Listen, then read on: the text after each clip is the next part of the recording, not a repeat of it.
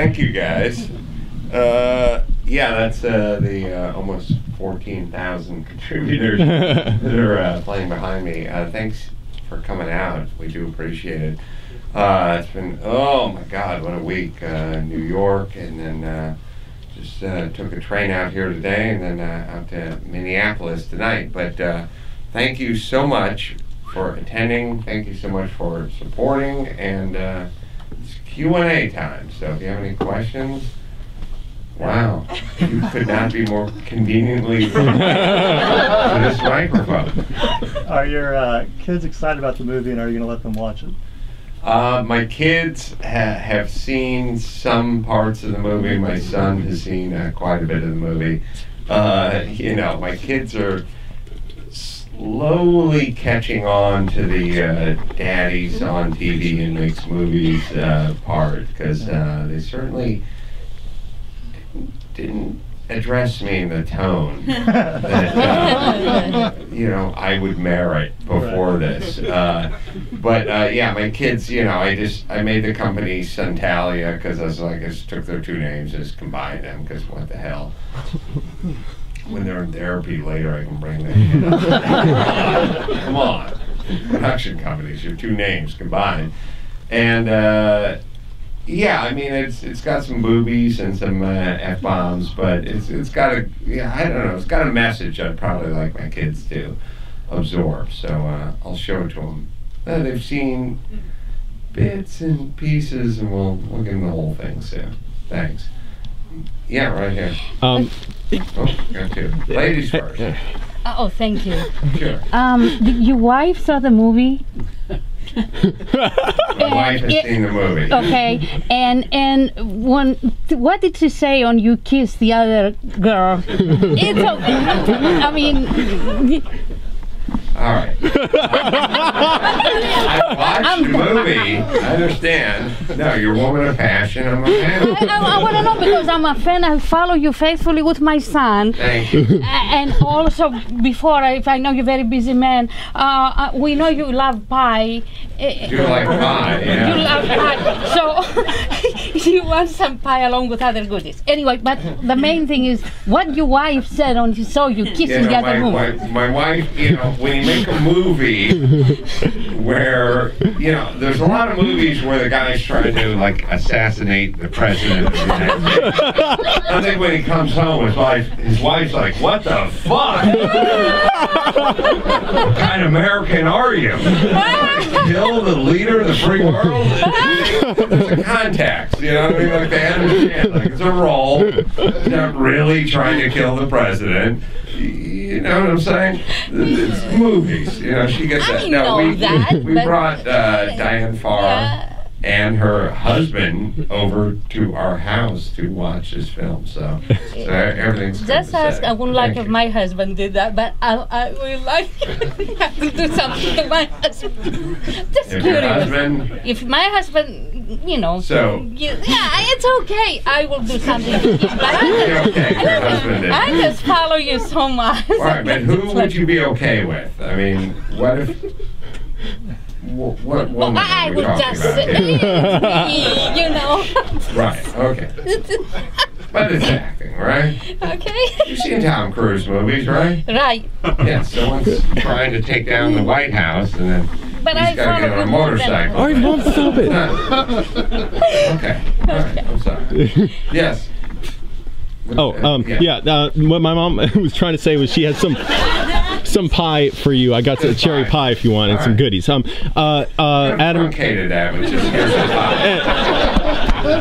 Adam, you're literally a millionaire. Also, I heard you say on the Adam and Drew show that there was somebody brought to your attention the Writers Guild might have had a problem with you giving yourself 3 credits. I'm just wondering if, like, was there a penalty for that, or what did they do, or did anything even happen? The guilds are the unions, and the guilds are, you know, you make your first paycheck, they take all your money, and then they say you're in the guild. I don't want any part of those fucking guilds. It's a fucking right. I want no part of it. And then every once in a while, some asswipe from Huffington Post says, well, what about your dental? Who would pay for your dental? I'm like, I'll pay the $39 a year for my fucking dental instead of the $3,800 I give to the fucking extortionists who take my money because they call themselves a union, but we're all a better place because of it. No, I don't want anything to do with the directors union. I don't want anything to do with the actors union. I don't want anything to do with any SAG-AFTRA, any of it. They can go fuck themselves, but they force you into the union and then they penalize you if you don't. It's sort of, it's got a little bit of the Soviet Union meets the mafia, except for they don't see it that way. They see it as extremely progressive, except for you have no choice. You understand? Like, you can't go like, I'm sorry, I'm not interested in being part of your club, so I'm just going to do my thing over here. They will terrorize you and extort money from you. So there is no such thing as the super progressive folks that are looking out for the little guy, not extorting money from everybody who tries to do acting in their town or directing in their town or writing in their town. They're fucking extortionists. I want no part of them. And I don't know why other people in Hollywood, I mean, it's mainly because they're all fucking pussies. No one will ever fucking stand up and fuck these guys. I don't want to be part of these guys. I'm not interested in being part of this piece of shit union, but they force you, and if you're not, and by the way, they come down on every aspect of filmmaking. If you don't clear it with them first, they extort you and they shut you down. And I don't know, there's other examples of this. Cuba, Soviet Union. There were times in Vietnam when this shit went down. I don't know why they don't just fucking open a history book and look at examples of what has happened in the past, but they're more than happy to replicate that in today's Hollywood. That's how those asswipes work. And you're running a camera? Yes. Fuck you, unions. So, yeah, they don't care about you. And all the other ass fucking white celebrities are like, whoa, whoa, whoa, fuck you. I need a kill. I don't give a shit. Fuck yourself. I'm doing my own movies. I don't need your fucking ass extorting money from me and my family to make a movie. Thank you. Thank you. Fucking racket, and they're so progressive, they need to take more money from you. Yes. I'm assuming that was your Lamborghini in the movie. What else of yours was used for the movie? Like, was your house one of the scenes or anything like that? Yes, okay. That was my Lamborghini. It was S. It was a 70 Miura S, the orange one that was being lowered down. Yeah, I built that device that lowered that Lamborghini down into my house. And it was it comes down into the garage below it. It's not as seamless as we made it look in the movie.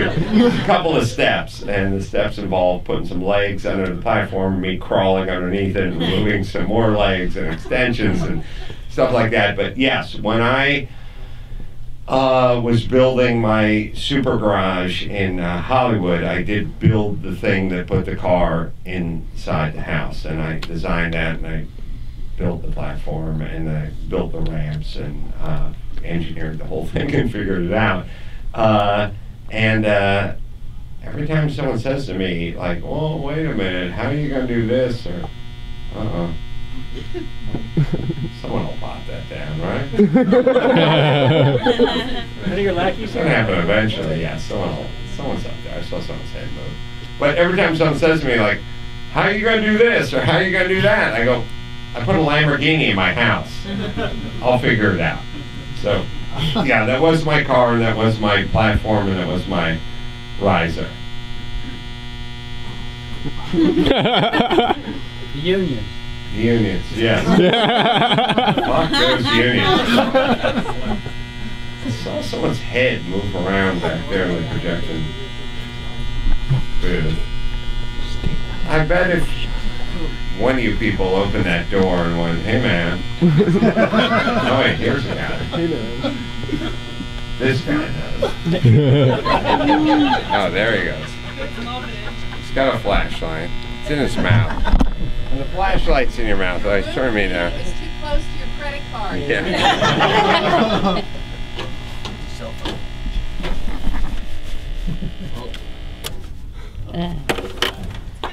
Yay. Oh, yeah. All right, well, we don't need a mic. Uh-oh. Flashlight in the mouth. Test 1, 2. Yeah! IATSE Local 224. Union hero. How many I say this country would not exist without these union heroes. They gouge the fuck out of everybody. Sorry, next question. Yeah. First of all, it's an honor. Loveline changed my life as a kid, as is the case for my friend, and I'm sure a lot of people in this room have been listening to you ever since. Thank you. Great movie, by the way. Yeah. Was Larry Miller's character supposed to be Dixon? Larry Miller is Baby Doll Dixon. We decided to call him Baby Doll. I just thought it'd be funny because my agent is named James Baby Doll Dixon, and he doesn't have a ton in common with James Baby Doll Dixon, but there are a couple of things that'll translate from Larry Miller to James Baby Doll Dixon. So my agent is Jon Stewart's agent and Jimmy Kimmel's agent, Carson Daly's agent, and Stephen Colbert's agent, and that's probably the order that he lists them off in, except for he puts me just a little below Cousin Sal, the bookie, telling people his resume. He calls everyone Baby Doll, everyone calls him Baby Doll, so it just sort of turned into, why not have this character be called Baby Doll? It's more enjoyable than if his name was Tim, right? All right, and that was the only thinking behind it. Yes, right here. My name's Tim. My name's Tim. The scene with the drunk girl, I have a two-parter. Scene with the drunk girl. How long did it take you to get the boner? How long did your boner last? I made the boner. I made the boner out of a lime and a toilet paper roll and some gaffer's tape because it wasn't part of the script, and it was a sort of like boner on the fly. Didn't have time for a real boner. It was shot very quickly. The thing about low budget films is everything, the clock's always ticking. You have 20 days, 21 days, you have to hurry. Everyone thinks it's always about special effects, and are you going to have this big thing where the meteor hits the stadium. It's really more about just time. You just don't have time. It's just hurry. So when you set up, we set up in that hotel.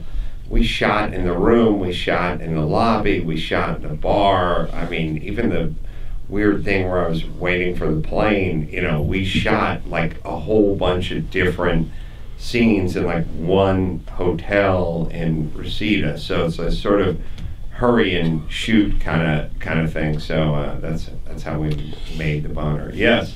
Who do you think will take over for Jon Stewart and Colbert, and would you be interested? Oh, who's going to take over for Jon Stewart and Colbert? I just saw Baby Doll last night. I forgot to ask him. I don't know. We don't know. I mean, I never asked him about that stuff. I don't know. Stewart's sort of gonna go do his own thing. Colbert's doing what he's doing, and no, I wouldn't. I mean, they wouldn't have me, and I wouldn't be had. I think it's probably the best way to describe it. You wouldn't belong to a club that would admit you. Yeah, I wouldn't want to be in that club. No, that's a lot of work. That's every day. I mean, if you want to take that job, you have to stop writing books. You have to stop doing this. You have to stop doing podcasting and stop doing. I got a Paul Newman documentary coming out in a couple of months. It just whatever live shows, it all has to stop, and you have to dedicate. Oh Jesus, sorry. You have to dedicate all your energy toward that one thing. And for me, I like this sort of potpourri approach. So they would never ask me to do it, but if they got super high and asked me to do it, I don't think I would do it, but I would still be flattered. Yes. Oh, right here. Here we go. First of all, Adam, loved the movie just as good as The Hammer. Wanted to know, for all of these, I guess, screenings you're doing, are you going to be presenting as Jules Dash at all? Thank you. Yeah, I did a little Jules Dash. I put the hat on and the glasses on, and honestly, it would help. I mean, I was looking at Rotten Tomatoes earlier today, and the critics had it at 50%, and the audience had it at 92%. And I was like, right, because the critics, they don't like me. And I understand. And it's sad, and it's so predictable that you can see you see a review, and it comes out of the San Francisco Chronicle, and you go, oh, well, we're fucked. This is over. They didn't like this movie. And sure enough, they just go on to tear your movie into asshole. And I wish they could just watch the movie and judge the movie based on the merits of the movie, but those days are long fucking gone. Long gone. I mean, this movie is not going to do well critically because the critics are not in my camp politically, or they don't think I'm in their camp politically. I don't know what it is, but it will not do well critically at all. The Hammer, the movie I made 8 years ago, did pretty well critically because at that point, they just thought I was a douchebag. Now they think I'm a racist, xenophobic, narcissistic, misogynistic, homophobic douchebag. And there will be no good grades for that guy. So I understand it.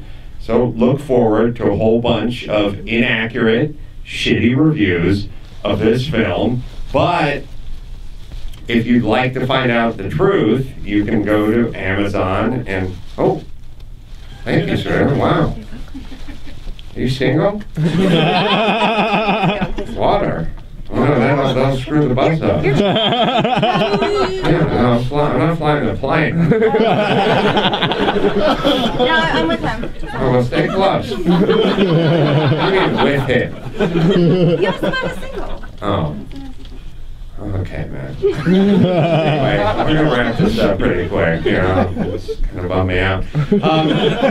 So, yeah, look forward to a bunch of shitty, inaccurate reviews, and then you can go to Amazon and you can go to Rotten Tomatoes and you can find out what the audience says. And I think that'll be you guys, and that'll probably be a more accurate, better review.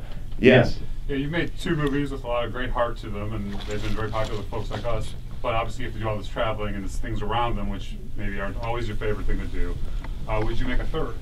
I tell everybody as far as the 3rd movie goes. Let me just fucking get through this one. No, I mean, I made a movie called The Hammer about my kids were infants. My twins, showed up to the set in bassinets that are, this big.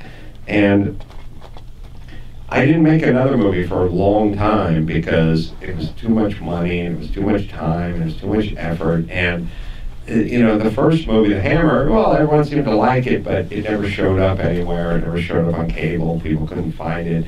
And, the Weinstein brothers stole it and just fucking sold it, and it never gave me a penny, and everyone got paid back but me. And so everyone was like, hey, you want to make another movie? I was like, fuck no. It's in it for me. It's a horrible decision for me and my family. And as far as this movie goes, there's a whole new world out there. There's VOD, there's crowdfunding, and blah blah blah. So if you all want to go out there and tell your friends about it and download it on VOD, or direct people to the site and get the whatever, yeah, if I can get some traction, if I can get, this is 2 years of work. This is 5,000 hours of work. I haven't got a penny.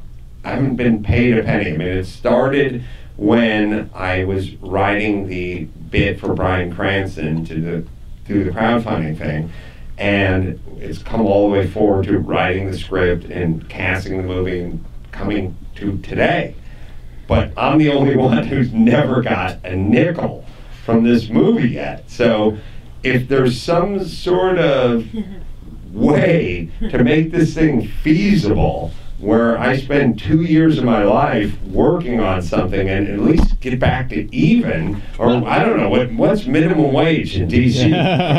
Just fucking $8.39 an hour on my 5,000 hours I put in, I'll do another one. But if this thing doesn't work out like the first one didn't work out, I'll probably take another sabbatical and then just come back with the last one called Adam's Prostate Explodes. The last film I do. So it's up to you. If you guys spread it out, if you talk about it, if you tweet it out there, if you share it with a friend, and something comes in, because it's only shit going out. It's crowdfunding, it's me. I'm going to Minneapolis tonight. I'm having dinner with a bunch of douchebags who helped pay for this movie. None of them are in this room. That's what I do. But I'm not getting paid to go to dinner with them. They already paid for this, and thousands of hours in the edit bay. It just never ends. So everything going out, nothing coming in, so we could get something coming in. I would make a third movie. I bought 2 glasses of Mangria. You bought 2 glasses? Yeah. Good, we're even. Good, all right. It's good. Hammer 2, we're on. All right, let's do one more from this dude. Yeah, sorry I was late, but after listening to you for so long, it's an honor to have you listen to me. I just want to know what's the most rewarding part of making this movie, or has it come yet? The rewarding part about making this movie is this. It's not the writing, it's not the crowdfunding, it's not the acting, it's not the table reads, it's not the casting, it's not calling in all the favors and the Bryan Cranston shit and all that stuff. It's just this. It's the movie's done. You guys saw it. Most of you feigned enjoyment when you saw it, and that's it. This is it. It's 2 years of nothing, or 2 years of a bunch of calories being burned, and then getting to show up in front of people that are obviously unemployable the day on a work day.